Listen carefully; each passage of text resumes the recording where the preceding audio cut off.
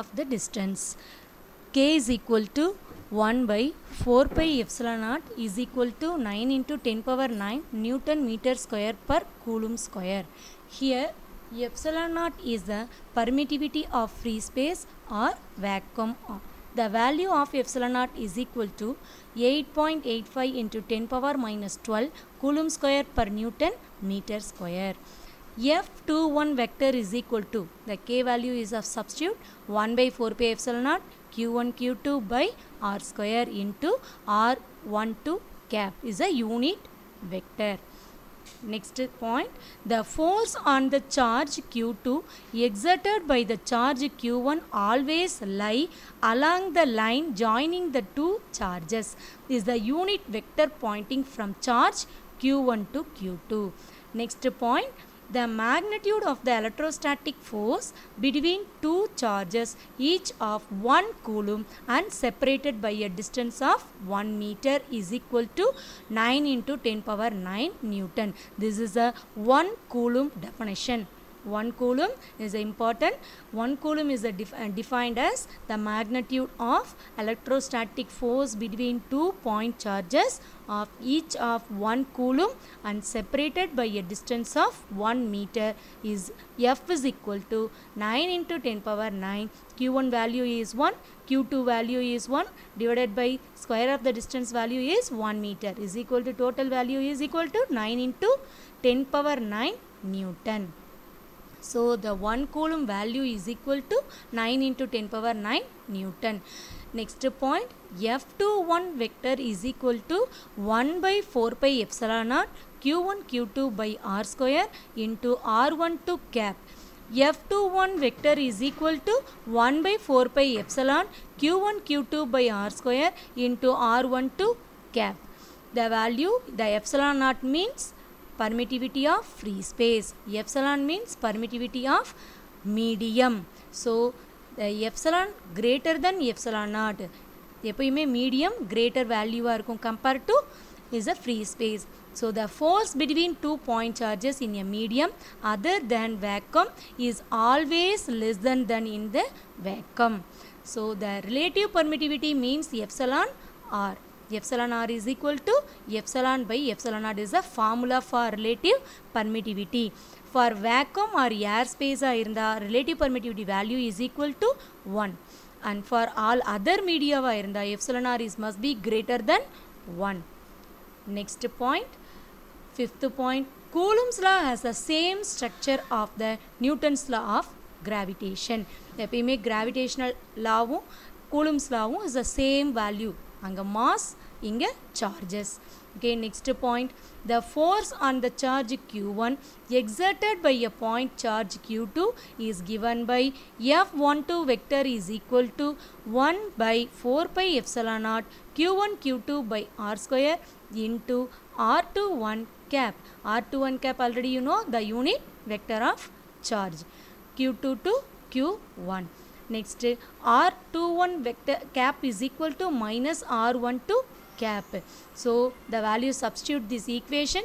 So F12 vector is equal to 1 by 4 pi epsilon naught Q1 Q2 by R square into minus R12 cap is equal to minus value substitute. So the answer is F12 vector is equal to minus F21 vector. Is a electrostatic force obeys Newton's third law.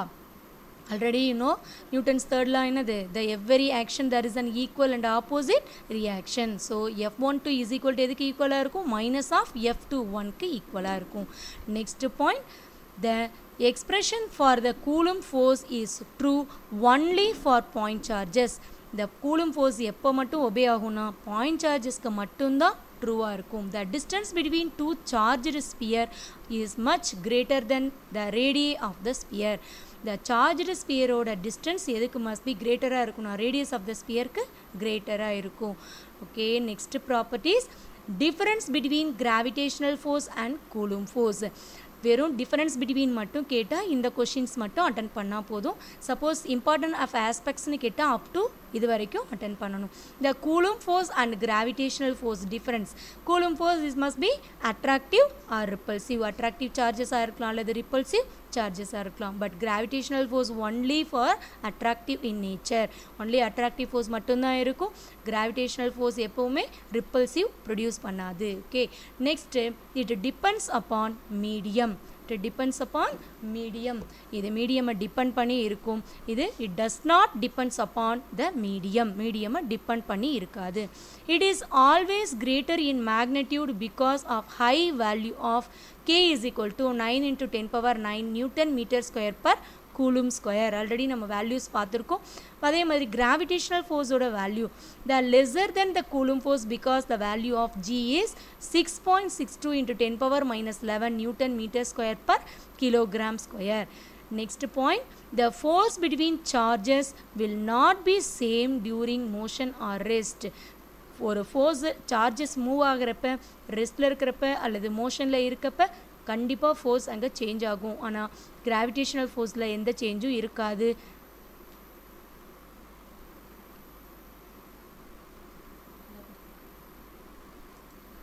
It is always same whether the two masses are rest or motion. எப்பயுமே சேமாக இருக்கும். அப்படி எப்போவுமே gravitational force always rest or மோஷனில் remain சேமாக இருக்கும். இதுதான் என்னது கிராவிடேஷனல் ஃபோர்ஸ்க்கும் கூலும் ஃபோர்ஸ்க்கும் உள்ள difference. Next heading superposition principle. The Coulomb's law explains the interaction between two point charges. If there are more than two charges, the force on one charge due to all other charges needs to be calculated. The Coulomb's law எதை explain பண்ணுறாங்கன்னா only the interaction two point chargesக்கு மட்டும்தான் interaction வச்சு calculate பண்ண முடியும். ஆனால் அதுக்கு more than two சார்ஜஸாக இருந்தால் Coulomb's லாவால் என்ன பண்ண முடியாது, கேல்குலேட் பண்ண முடியாது சார்ஜஸோட வேல்யூவை. அதுக்கு தான் சூப்பர் பொசிஷன் பிரின்சிபல் எக்ஸ்பிளைன் பண்ணுது. த இன்ட்ராக்ஷன் பிட்வீன் மல்டிபிள் சார்ஜஸை எக்ஸ்பிளைன் பண்ணுறதுக்கு ஒபே பண்ணுற ஒரே rule the superposition principle. According to this superposition principle இப்போ டெஃபினேஷன் என்னன்னு பார்க்க போகிறோம்.